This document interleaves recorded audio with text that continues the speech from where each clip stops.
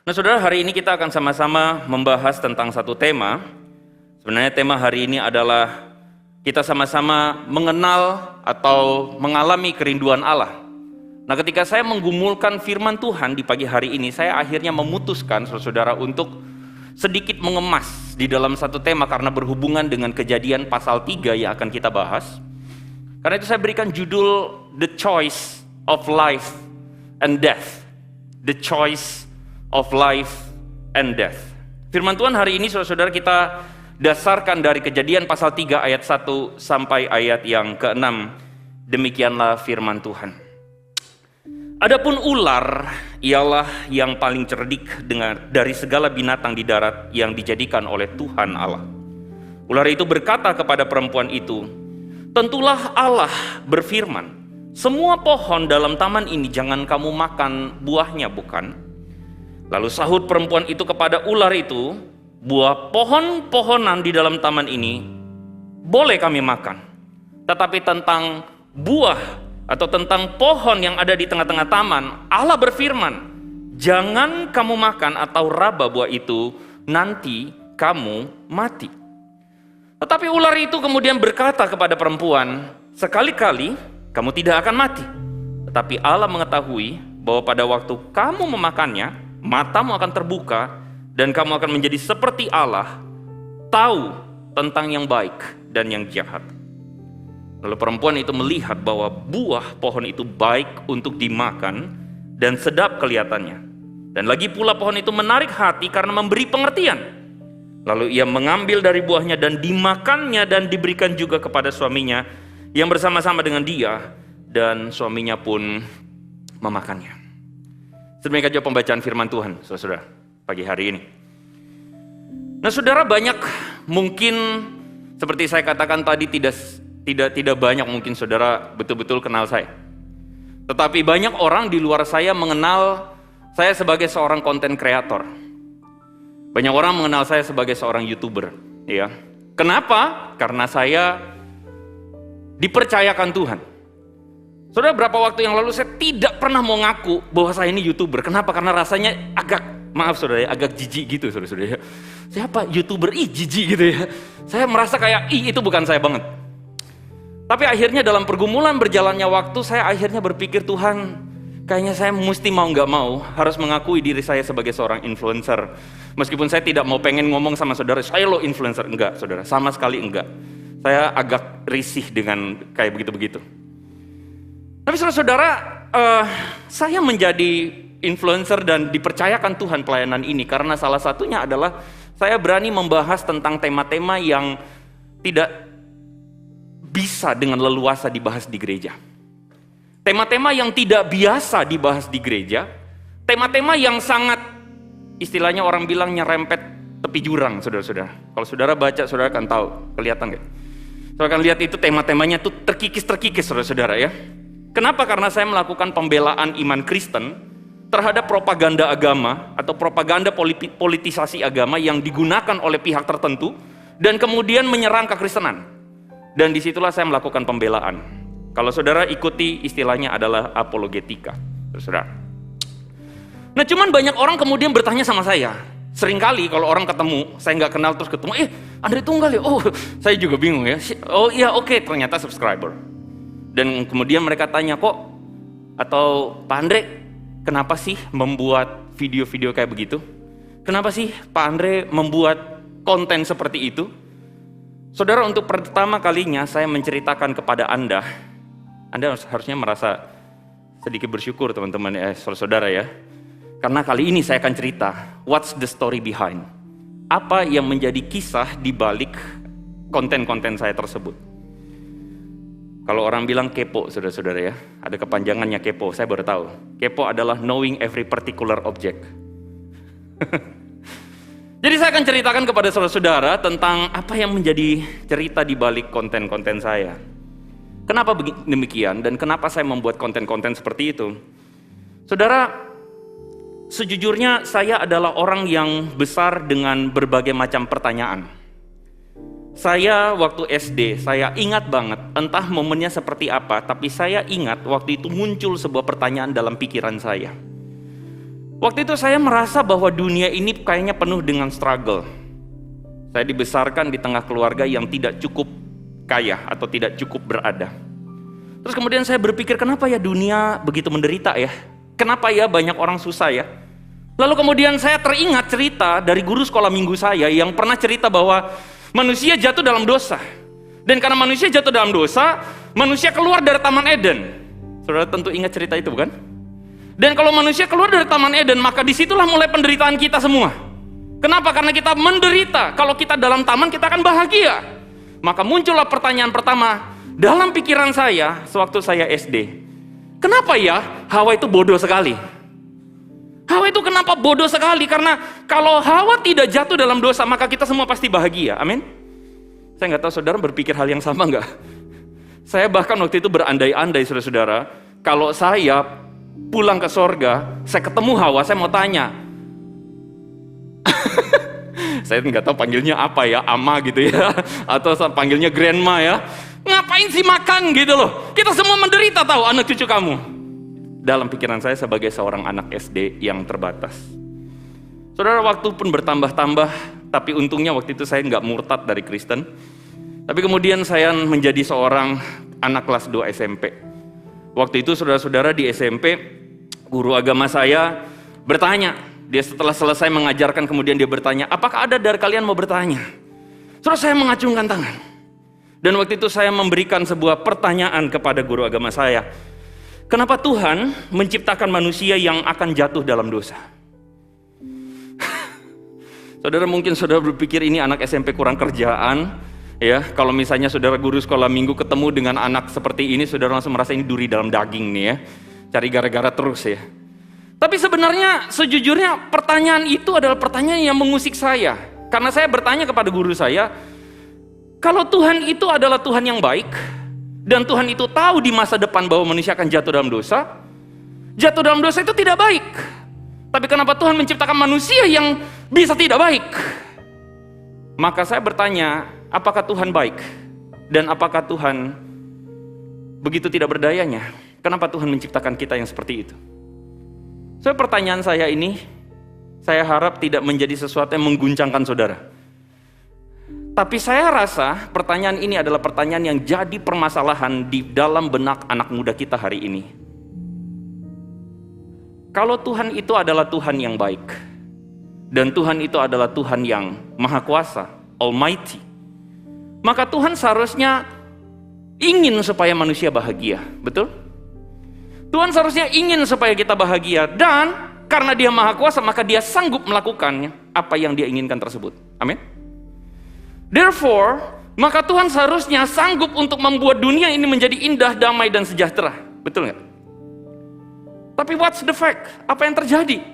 Ternyata kita mendapati bahwa manusia jatuh dalam dosa. Atau dalam konteks pertanyaan saya tadi, kita mendapati bahwa manusia jatuh dalam dosa, dan akhirnya itu membuat kita bertanya, karena sepertinya jika demikian berarti Tuhan kayaknya nggak baik.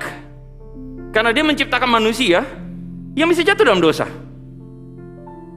Atau mungkin kemungkinannya adalah Tuhan itu baik mungkin, tapi Dia nggak maha kuasa. Dia begitu terbatas. Dan kalau misalnya Tuhan salah satu di antara keduanya, Dia tidak baik dan atau Dia tidak maha kuasa, maka seharusnya Dia bukan Tuhan, bukan? Amin. Jadi apa yang keliru? Apa yang keliru di sini? Maka pertanyaannya adalah yang pertama, kita kasih beberapa opsi. Jangan-jangan Allah itu keliru. Dia itu terbatas, Dia itu begitu lemah, atau jangan-jangan Dia adalah pribadi yang begitu insecure di sorga sana. Jangan-jangan. Atau yang kedua, jangan-jangan iman Kristen adalah iman yang keliru. Kita semua percaya kepada Tuhan, kita semua percaya kepada Yesus, dan jangan-jangan itu keliru. Atau opsi yang ketiga, kebanyakan anak muda kita sampai di sini, opsi yang kedua. Tapi saya mengusulkan kepada saudara opsi yang ketiga. Jangan-jangan cara kita memahami kisah kejatuhan manusia dalam dosa itu keliru. Wow. Karena saudara, di awal dari khotbah ini, saya mau kasih tahu satu pesan buat saudara semua. Perhatikan kata-kata saya. Jika Anda di dalam khotbah ini salah fokus, maka Anda akan pulang dari ruangan ibadah ini dengan sesat pikirannya langsung. Saya mohon maaf. Jika Anda tidak fokus dalam khotbah sepanjang katakanlah 30 menit, 40 menit kali ini, maka Anda akan pulang dengan begitu bingung dan begitu heran. Begitu terguncang iman Anda mungkin. Dan saya mohon ampun dulu kepada para pengurus dan majelis karena saya bikin jemaat sesat. Tapi saya sesungguhnya tidak pernah mau bikin jemaat sesat karena saya minta Anda untuk fokus dan memikirkan kembali apa yang menjadi pergumulan saya tentang pertanyaan-pertanyaan ini. Kejatuhan manusia dalam dosa, karena saya percaya bahwa mungkin saja selama ini kita salah mengerti tentang kisah kejatuhan manusia di dalam dosa. Katakan sama kiri kananmu, ayo fokus. Silakan toel. Fokus. Jangan buka WhatsApp, jangan buka Instagram ya. Nggak usah posting ya. Nggak usah. Fokus dulu. Bisa ya? Amin. Oke. Saya mulai dengan yang pertama. Mari kita mendekonstruksi kisah kejatuhan manusia. Waduh, kok pusing amat di dalam khotbah hari Minggu gitu ya. Hari Senin sampai Sabtu udah pusing dengan kerjaan, pusing dengan segala hal. Percayalah, saya akan membuatnya sesimpel mungkin bagi Anda. Kenapa kita harus mendekonstruksi? Seorang hamba Tuhan, teman kerja, teman pelayanan pernah ngomong sama saya, gila lu Ndre, lu tuh orang yang suka mendekonstruksi segala sesuatu. Saya percaya dekonstruksi adalah penting buat kita. Karena dekonstruksi itu membuat kita mengerti. Kalau saudara belajar filsafat, saudara kenal yang namanya René Descartes. Dia adalah bapak dekonstruksi atau bapak philosophical modern. Ya, dan dia melakukan sebuah metode dekonstruksi, dan dekonstruksi yang dia lakukan itu sebenarnya adalah upaya untuk membuat kekristenan relevan dengan zamannya. Karena waktu itu zaman pencerahan, saudara-saudara. Tapi saya ingin mendekonstruksi, meminjam kata dekonstruksi ini, dan saya ingin mendekonstruksi kisah Kejadian pasal 3, kejatuhan manusia dalam dosa. Karena saya akan berikan kepada saudara 3 pertanyaan. Kalau saudara baca kisah Kejadian pasal 3 yang tadi kita baca, saudara akan menemukan 3 pertanyaan yang seharusnya perlu kita tanyakan. Pertanyaan pertama adalah, kenapa memakan buah itu kemudian jatuh dalam dosa? Amin. Saudara mungkin besar dalam kultur Kristen, saudara nggak terlalu peduli. Tapi bagi mereka yang di luar Kristen, mereka bertanya-tanya, kisah Kristen tuh aneh sekali. Makan buah jatuh dalam, konyol sekali Tuhan seperti itu. Iya nggak? Kita perlu membahas kenapa makan buah itu kemudian jatuh dalam dosa. Yang kedua, kita akan mendekonstruksi kisah ini. Karena orang bertanya, katanya makan buah itu mati. Pada kenyataannya mati nggak? Nggak mati tuh. Jadi apa maksudnya? Yang ketiga, buah pengetahuan yang baik dan yang jahat itu memberi pengetahuan, betul? Saudara silakan baca, firman Tuhan mengatakan bahwa pada waktu kamu memakannya, kamu akan seperti Allah, kamu tahu apa yang baik dan yang... Pertanyaan saya, tahu yang baik dan yang jahat, apa salahnya? Halo? Apa salahnya tahu yang baik dan yang jahat? Apa salahnya? Bapak-bapak, Anda semua punya anak, ibu-ibu, Anda semua punya anak. Bukankah kita harus membesarkan anak kita dengan memberitahu bahwa ini baik, ini jahat, betul? Dan kalau anak kita tahu yang mana yang baik dan yang jahat, bukankah itu baik? Lalu kenapa dikatakan makan buah baik dan jahat kemudian buruk, saudara-saudara? Karena itu sekali lagi bilang sama kiri kanan, fokus, jangan main HP, nanti sesat. Kita mulai saudara-saudara ya. Siap untuk mulai? Siap untuk belajar? Amin? Oke, kita belajar. Saudara-saudara, kita lihat ayat ini. Kejadian pasal 3 ayat 1 sampai 6. Dikisahkan bahwa pada waktu potret tersebut atau scene tersebut di mana manusia berhadapan dengan ular. Ular itu paling cerdik dan sebagainya dan sebagainya. Lalu kemudian ular berkata, tentu Allah berfirman.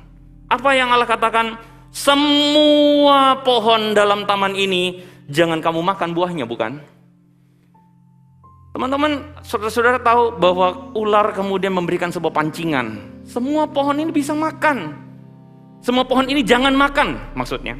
Lalu kemudian manusia menjawabnya dengan satu perkataan yang sederhana. Buah pohon-pohonan dalam taman ini boleh kok kami makan, itu kata manusia.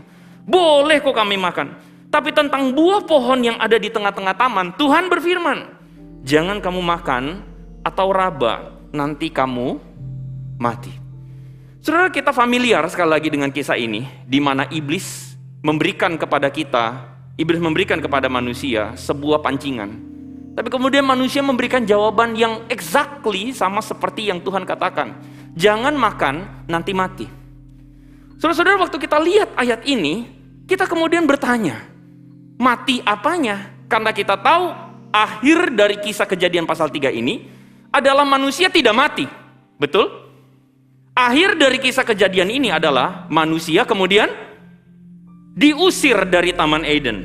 Amin ya, saudara-saudara ya. Kita sama-sama tahu. Akhirnya saudara, kita memberikan jawaban kepada orang yang kemudian keberatan. Kenapa katanya mati? Enggak mati. Kita kasih tahu, matinya itu adalah mati secara rohani. Amin. Saya yakin saudara-saudara hampir semua itu setuju dan sudah tahu ini. Dan saya pikir ini sudah diajarkan berulang-ulang. Kenapa enggak mati? Karena memang mati rohani maksudnya. Apa sih mati rohani? Begini. Saudara, manusia menciptakan manusia. Tuhan menciptakan manusia. Betul ya? Ketika Tuhan menciptakan manusia, saudara perhatikan gambar di depan ini adalah satu bentuk di mana Tuhan itu berelasi dengan manusia dan manusia itu ada pada level strata yang lebih di bawah. Lalu kemudian memberikan tangannya kepada Tuhan. Ini tanda bahwa manusia itu butuh untuk diciptakan segambar dan serupa dengan Allah. Manusia itu harus menghidupi hidupnya segambar dan serupa dengan Allah. Nanti kita akan bahas lebih lanjut apa maksudnya. Tapi hari ini kita tahu bahwa manusia yang seharusnya terkoneksi dengan Allah menjadi manusia yang kemudian tidak terkoneksi dengan Allah, tetapi terkoneksi dengan gadgetnya masing-masing. Terkoneksi dengan TV-nya nonton bola, terkoneksi dengan handphonenya, terkoneksi dengan sosial medianya, dan kita lebih sering terkoneksi dengan segala sesuatu bukan kepada Tuhan. Tapi tidak di jemaat sini. Amin? Yes. Saya yakin saudara memperhatikan khotbah saya dengan full, saudara-saudara ya. Nggak ada yang buka Instagram, amin? Tuh kiri kanan nggak ada yang buka kan? Yes, saudara-saudara. Hari ini manusia terkoneksi dengan apa yang ada di dalam hidupnya dan bukan dengan Tuhan, dan itu yang kita artikan dengan mati secara rohani. Mati secara rohani. Itu pertanyaan nomor 2 tadi kalau saudara perhatikan. Saya kasih nomornya. Saudara, apa maksudnya mati secara rohani? Perhatikan ini baik-baik. Kalau saudara perhatikan judul khotbah saya adalah The Choice. Either life atau death. Kalau saudara lihat life and death, di dalam perspektif Alkitab, saudara akan menemukan bahwa life itu adalah sebuah kondisi di mana manusia itu harmoni dengan Tuhan. Jangan bayangkan halte busway harmoni. Harmoni dengan Tuhan itu artinya manusia menjadi synchronized, terkoneksi. Manusia terkoneksi dengan Tuhan, dan itu adalah life, itu adalah kehidupan. Sedangkan death adalah manusia disharmoni dengan Tuhan. Jadi manusia itu terputus atau terpotong. Makanya saudara lihat di akhir Kejadian pasal 3, konsekuensi manusia yang jatuh dalam dosa adalah diusir dari Taman Eden. Diusir dari Taman Eden maksudnya adalah manusia putus hubungan dengan Tuhan. Oke? Nah, jadi saudara-saudara, seringkali kita tuh memandang sesederhana dosa itu adalah perbuatan dosa. Kalau saudara dalam teologi Kristen, saudara pernah mendengar istilah 7 deadly sins. 7 dosa yang begitu deadly atau mematikan. Tapi saudara-saudara, perbuatan dosa itu sebenarnya bukan sesederhana berbuat dosa. Karena perbuatan dosa itu lahir dari hati yang jauh dari Tuhan. Setuju nggak? Karena hati kita jauh dari Tuhan, makanya kita berbuat dosa. Manusia itu berbuat dosa bukan sekonyong-konyong berbuat dosa. Kita seringkali mendangkalkan arti dosa sesederhana saya berbuat dosa. Tidak. Sebenarnya karena hati kita jauh dari Tuhan, itu yang bikin kita tuh berbuat dosa. Karena hati kita jauh dari Tuhan, itu yang bikin kita mudah untuk lari kepada dosa. Betul nggak? Terus kadang-kadang dalam siklus kekristenan kita tuh pernah mengalami yang namanya jatuh bangun dalam dosa. Perhatikan dan buktikan kalau saya salah. Seringkali kita jatuh dalam dosa dan begitu mudahnya jatuh dalam dosa. Sesederhana karena kita sedang punya hubungan dengan Tuhan itu tidak baik. Betul nggak? Saudara, berapa kali kita jatuh dalam pornografi? Kita jatuh lagi, buka film porno. Kita jatuh lagi, kita ngamuk. Kita jatuh lagi, kita gosip. Jatuh lagi, hidup kita lagi tidak sedang baik-baik saja. Dan saudara silakan cross check. Segala yang tidak baik-baik saja itu bermula dari hati yang jauh dari Tuhan. Titik. Karena kalau hubungan kita dekat dengan Tuhan, atau kalau kita tuh membangun hubungan serius, kita pengen cari Tuhan terus, maka dosa itu tidak lagi menjadi satu pilihan yang seksi buat kita. Iya nggak? Kita akan berusaha untuk terus menerus mencari Tuhan. Dan itulah sebabnya kenapa yang namanya kematian itu saya tidak katakan sebagai sesederhana dosa. Kematian itu adalah ketika kita jauh dari Tuhan. Itu kematian. Dan itu yang Alkitab katakan. That's why kenapa pentingnya hidup berelasi dengan Tuhan itu sama seperti handphone kita harus colok setiap hari di sumber dayanya. Betul? Adakah di antara saudara yang tidak ngecas handphone 1 hari 1 kali? Saya Pak 2 kali. Oke lah. Pokoknya setiap hari saudara kita harus colok handphone kita di sumber listrik. Betul ya? Amin. Saya kira kalau kita punya handphone yang normal, itu kita pasti ada colok setidaknya 1 hari 1 kali. Ada yang 2 kali, ada yang 3 kali malah. Tergantung dengan aktif atau tidak aktifnya kita. Saudara jangan lupa satu hal. Kita itu manusia rohani. Amin. Kita itu manusia rohani. Setuju nggak? Kita itu harus terhubung dengan sumber kehidupan kita. Apa itu hidup? Tuhan kita. Jadi kalau hari ini saudara-saudara kita suka, atau lebih tepatnya kita lebih jarang mencari Tuhan, kita jarang terkoneksi dengan Tuhan, kita jarang buka Alkitab kita jarang punya waktu doa, kita jarang untuk ingat Tuhan. Dengan rendah hati saya ingin katakan, itu adalah tanda-tanda saudara-saudara, di mana kita sebenarnya tidak mengalami kehidupan. Kita sedang terkoneksi dari sumber kita, Tuhan. Amin. Yang kedua, saudara, Kejadian pasal 3 tadi dilanjutkan dengan sebuah kisah. Ular itu berkata kepada perempuan itu, "Oh, sekali-kali," kata ular, "kamu tidak mati." Begitu ya. Tetapi Allah mengetahui bahwa pada waktu kamu memakannya, matamu terbuka. Dan kamu akan menjadi seperti Allah. Kamu akan tahu apa yang baik dan yang jahat. Nah, ini pertanyaan yang paling challenging. Apa salahnya tahu yang baik dan yang jahat? Jujur berapa banyak dari saudara telan mentah-mentah kisah ini sampai sekarang baru mulai mikir? Ada? Saudara-saudara, jujur-jujur ya, ini saya jujur. Lulus dari sekolah teologi, S2 saudara-saudara, saya tidak pernah memikirkan tentang perkataan ini. Jujur. Setelah lulus, setelah saya menggumulkan lagi, baru saya mikir, iya ya? Apa masalahnya tahu yang baik dan yang jahat? Sebagai orang tua yang bertanggung jawab, yang mengasihi anak-anak kita pasti ajarin anak-anak kita yang baik dan yang jahat, betul? Kita pasti ajarin mereka, "Dek, kalau kamu ketemu orang, kamu mesti hormat, itu baik," betul ya? Kalau kamu ketemu orang, kamu buang muka, itu jahat, itu nggak baik. Saudara tahu tentang yang baik dan jahat itu baik. Tapi kenapa di dalam potret ayat ini seakan-akan dikatakan tahu yang baik dan yang jahat itu, tahu yang baik dan yang jahat itu adalah sesuatu yang buruk. Nah saudara, pembahasan eksegetikalnya cukup dalam, tapi saya langsung kasih saudara jalan pintasnya. Tahu nggak saudara-saudara, sebenarnya bagian ini diterjemahkan lebih tepatnya begini. Pada waktu kamu memakannya, iblis bilang begini, pada waktu kamu memakannya, kamu bukan tahu yang baik yang jahat, bukan. Tapi terjemahan mudahnya adalah, pada waktu kamu memakannya, kamu akan menentukan apa yang baik dan apa yang jahat. Saya ulang ya. Iblis bilang sama Hawa, sekali-kali kamu tidak akan mati. Tapi Allah tahu bahwa pada waktu kamu memakannya, matamu akan terbuka dan kamu akan menjadi seperti Allah. Kamu akan menentukan mana yang baik dan mana yang jahat buat dirimu sendiri. Jadi gini, saya kasih gambarannya gini. Tuhan bilang semua buah di dalam taman ini baik. Betul? Ada satu yang jahat.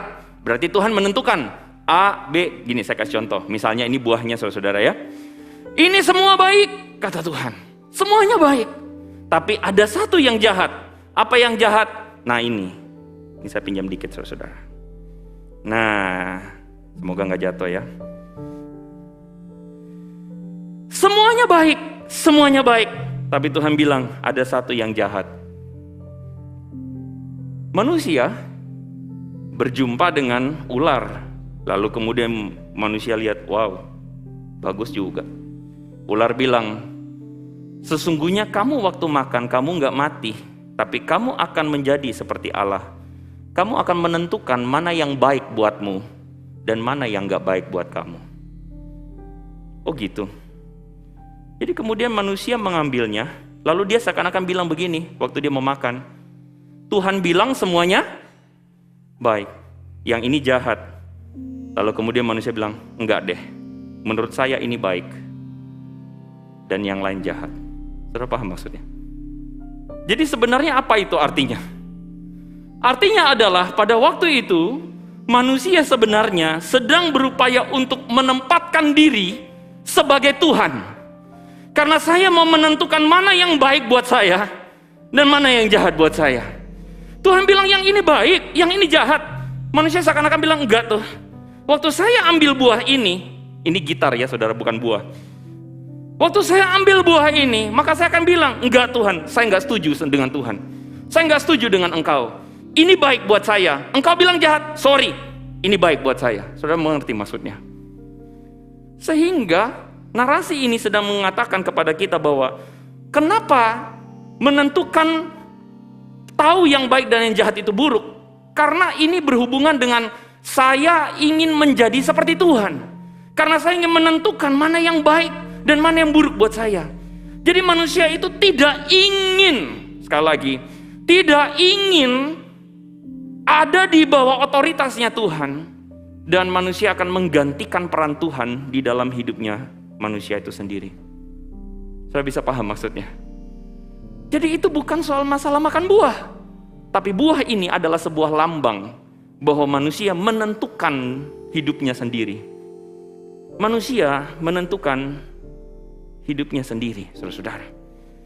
Manusia itu sejak awal diciptakan itu untuk menjadi kawan sekerja Allah. Kejadian pasal 1 ayat 26, marilah kita menjadikan manusia segambar dan serupa dengan kita. Supaya apa? Supaya mereka berkuasa atas binatang yang ada di udara, yang ada di laut dan sebagainya. Maksudnya apa? Supaya mereka menjadi kawan sekerja Allah. Kita itu saudara-saudara diciptakan untuk partnership dengan Tuhan. Partnership artinya apa? Ada semacam terms, ada semacam kode etik, ada semacam misi yang kita jalankan sebagai manusia yang menempatkan diri sebagai wakilnya Tuhan. Ketika manusia menjadi wakil Tuhan, orang semua atau dunia melihat kita, orang itu akan lihat Tuhan, itu harusnya begitu. Kalau saudara tahu patung itu adalah representasi. Atau paling gampangnya begini deh, misalnya saudara-saudara di kantor, instansi, di sekolah, saudara lihat ada foto presiden, betul? Foto presiden itu adalah representasi presiden. Fotonya sendiri bukan presiden, amin. Kita manusia diciptakan sebagai representasi Tuhan.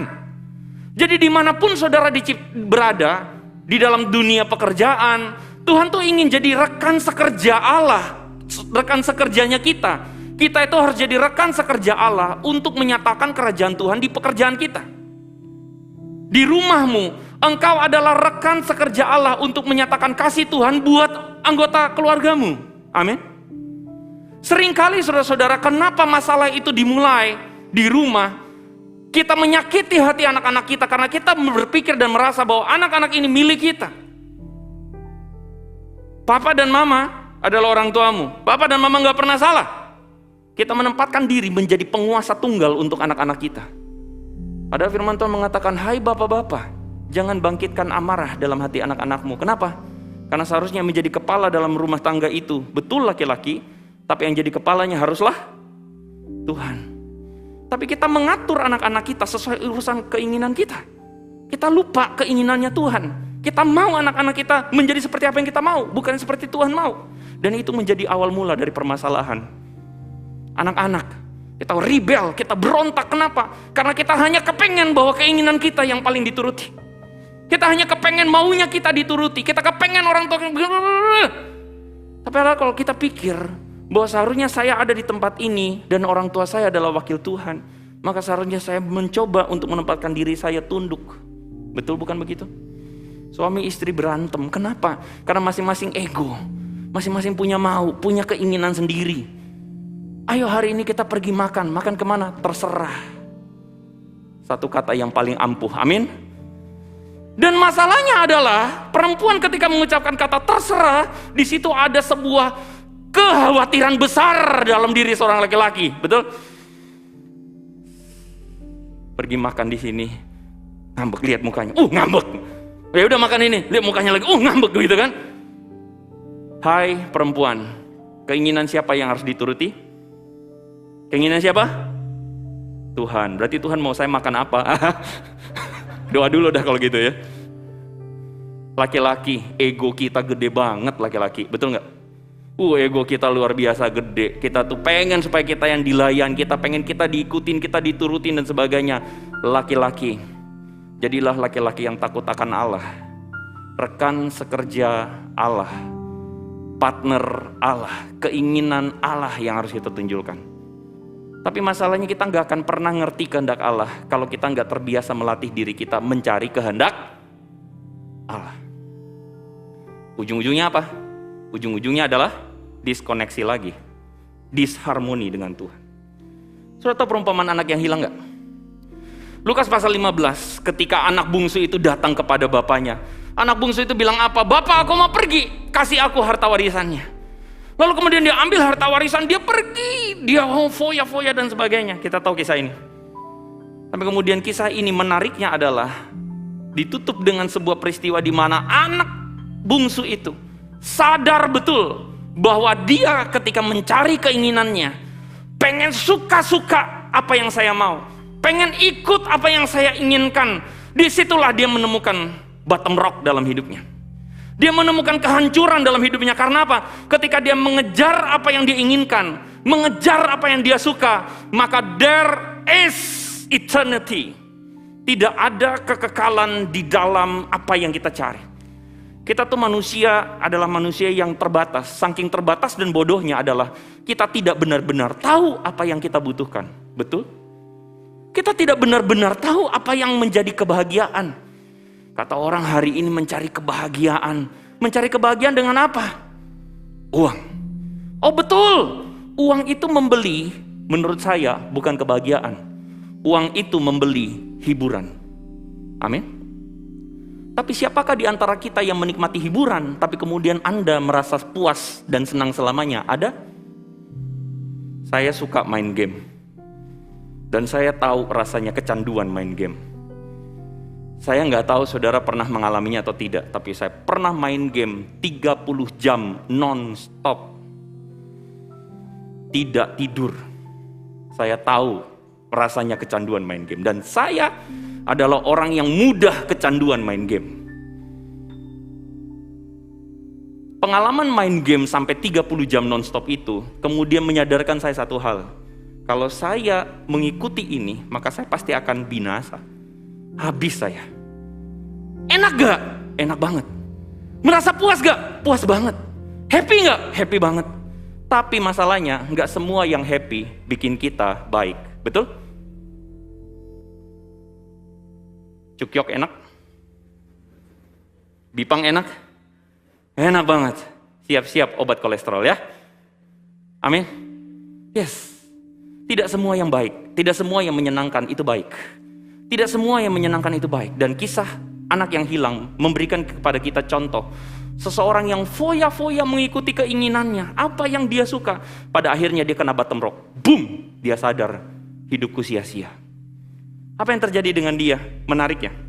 Apa yang terjadi dengan dia? Dia kemudian sadar, di rumah Bapakku ada banyak makanan. Di rumah Bapakku semua orang hambanya pun bisa hidup. Dia lari pulang. Waktu dia pulang, Dia datang kepada Bapa, lalu kemudian dia mengatakan, Bapa, ampunilah aku dan izinkan aku. Ngapain? Banyak orang terlewatkan bagian ini. Izinkan aku ngapain? Menjadi hambamu. Saudara bisa lihat benang merahnya?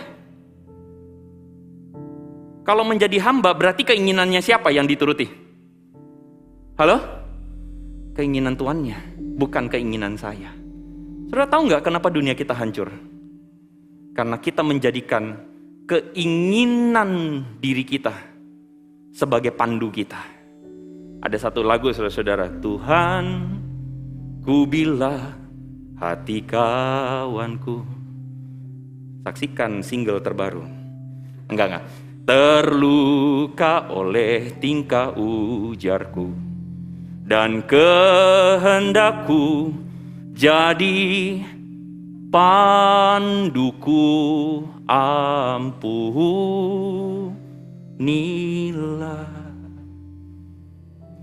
Waktu keinginan kita menjadi pandu kita, ingat kata-kata saya, siap-siaplah melihat kehancuran dalam hidupmu. Dan itu yang Tuhan ajarkan.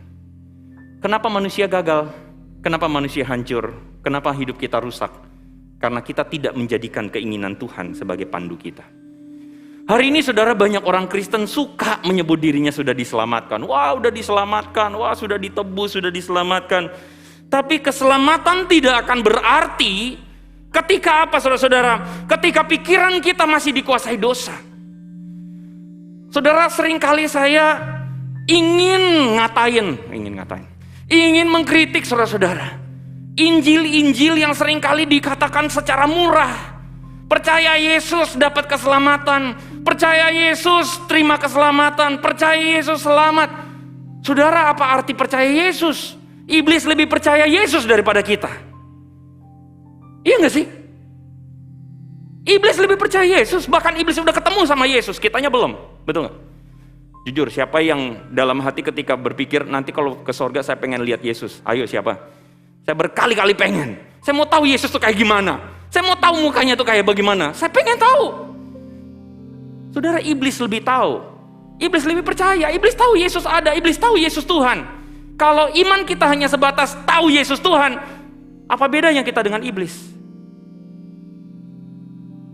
Iblis datang ketemu Tuhan tersungkur. Apa urusanmu dengan aku, hai anak Allah? Kita datang kepada Tuhan main HP. What? Come on. Apa itu keselamatan? Keselamatan itu tidak akan berarti ketika pikiran kita masih dikuasai dosa. Keselamatan itu tidak akan berarti ketika perkataan kita masih dikuasai dosa. Keselamatan tidak akan berarti ketika kebiasaan habit kita itu masih dikuasai oleh dosa.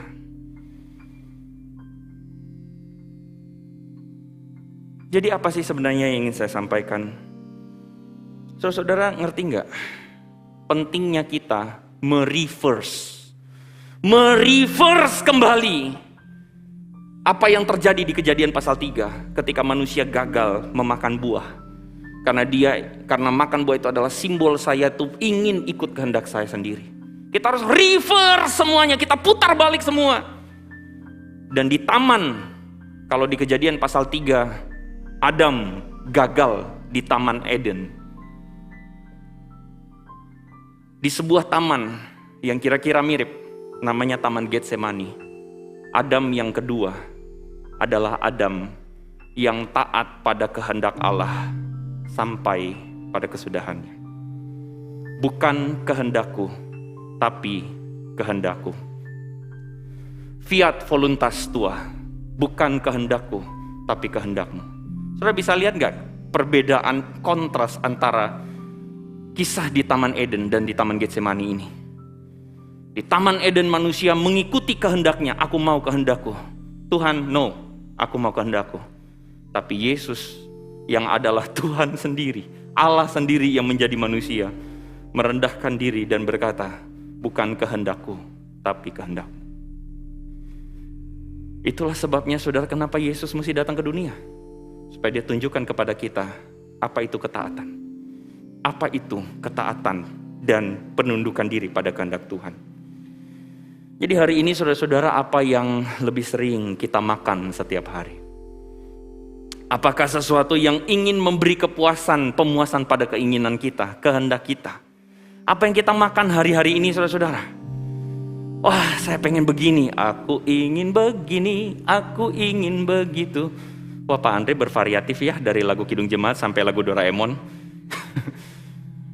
Tapi sebenarnya saudara-saudara, ketika kita terbiasa hanya untuk memuaskan keinginan kita,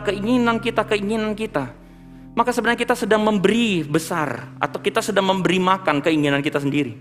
Tapi ketika kita melatih diri kita untuk mencari kehendak Allah, maka kita akan berusaha untuk memberi makan apa yang menjadi karakter-karakter baik.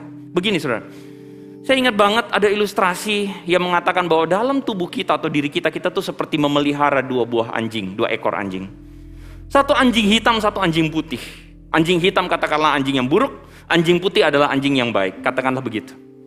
Saudara, apa yang sering kali kita kasih makan setiap hari akan menentukan anjing mana yang paling kuat dalam hidup kita.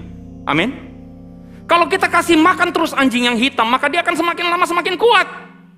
Ketika anjing putih itu kita gak kasih makan, jarang kasih makan 1 minggu 1 kali, itu pun hanya 2 jam. 2 jam pun masih korting dengan buka TikTok, masih korting dengan ngelantur pikirin abis ini mau makan kemana. Kalau kita mau harap apa? Makanya kenapa kita selalu kepentok dengan dosa, jatuh lagi, kepentok dosa, jatuh lagi, kepentok dosa, jatuh lagi. Karena kita nggak kasih makan anjing putih itu. Jangan pulang dari khotbah ini bilang, apa yang kamu dapat anjing putih dan anjing hitam. Jangan saudara ya. Itu ilustrasi saja. Maksud saya adalah, kita harus mengembalikan otot-otot rohani kita. No pain, no. Waktu saya bikin khotbah ini saya malu luar biasa saudara-saudara. Karena saya yakin saudara dari tadi melihat perut saya. Ada pandemi bikin saya gendut saudara-saudara. Tapi saya paham iya ya, gak bisa kayak begini terus. Kita harus kembali latih otot-otot rohani kita. Kita harus kembali latih diri kita untuk mencari Tuhan. Latih diri kita. Dan salah satu cara kita melatih diri kita adalah melalui pelayanan. Saudara-saudara, pelayanan itu adalah cara Tuhan untuk mengembalikan identitas ilahi kita. Melayani Tuhan di dalam gerejanya. Seringkali saya ketemu dengan orang-orang yang salah berpikir tentang pelayanan. Apa itu pelayanan? Pelayanan itu saya memberi untuk Tuhan, betul nggak? Saya memberi untuk Tuhan, memberi tenaga, memberi waktu, memberikan pikiran saya, materi saya berikan untuk Tuhan, betul? Tidak salah. Tapi kalau kita pikir-pikir, materi yang kita kasih buat Tuhan itu milik siapa? Siapa yang kasih? Kekuatan yang kita kasih buat Tuhan itu siapa yang kasih? Waktu yang kita kasih buat Tuhan itu siapa yang kasih? Sebenarnya kita memberi buat Tuhan gak sih? Enggak, kita balikin buat Tuhan. Dan saya sebenarnya berpendapat bahwa pelayanan itu sendiri adalah cara Tuhan, berkat Tuhan buat kita. Kesempatan Tuhan membentuk kita. Karena tidak ada cara yang lain untuk menjadi seperti Yesus selain melayani Dia.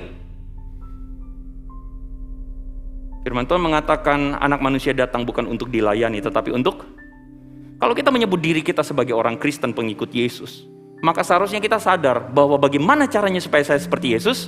Caranya adalah karena melalui pelayanan kita merendahkan diri. Melalui pelayanan yang biasanya kita datang ke restoran dilayani. Kita masuk restoran, wah, berapa? Gitu ya. Berapa orang kak? Kita duduk. Di gereja nggak ada yang begitu caranya, betul? Kita datang menyambut orang, melatih diri kita untuk apa? Untuk rendah hati. Melatih diri kita untuk apa? Datang sama jemaat, datang terus kemudian kita shalom jemaatnya, gitu ya. Aduh, nggak apa-apa. Itu indah buat kita, amin. Dalam rapat, saudara-saudara, wah berbeda pendapat dan sebagainya. Kalau di kantor kita ngomong A ya A, semua ikut, ini bos, gitu kan? Tapi ketika rapat, apakah kita bisa begitu juga? Enggak. Kita harus melatih diri kita bahwa enggak selalu pendapat kita paling benar. Amin. Malam minggu waktunya jalan-jalan, kan begitu? Malam minggu waktunya apa? Jalan-jalan, ngabuburit kata orang, kan gitu kan ya? Ngapain gitu? Udah nggak ada Citayam lagi, saudara-saudara ya. Tapi malam minggu kita ngapain? Latihan mau ibadah. Nggak asik banget hidup, nggak seru banget. Keinginan siapa yang sedang kita terus cari? Kita sedang melatih diri kita untuk apa? Untuk menjadi seperti Yesus. Saudara-saudara, pelayanan, dengar baik-baik, adalah berkat Tuhan.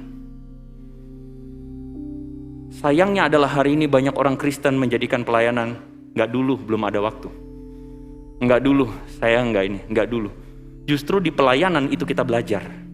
Kita belajar untuk merendahkan diri, belajar untuk tunduk, belajar untuk berkomunitas, belajar untuk bahkan merasakan kepedihan, karena pelayanan itu membentuk karakter saudara-saudara. Amin. Mari melayani saudara-saudara dan dibentuk bersama. Mari memilih hidup yang sejati. Mari memilih apa yang Tuhan katakan. Yesus mengatakan, aku datang supaya mereka mempunyai hidup dan mempunyainya dalam segala kelimpahan. Pilihan di depan saudara antara life and death.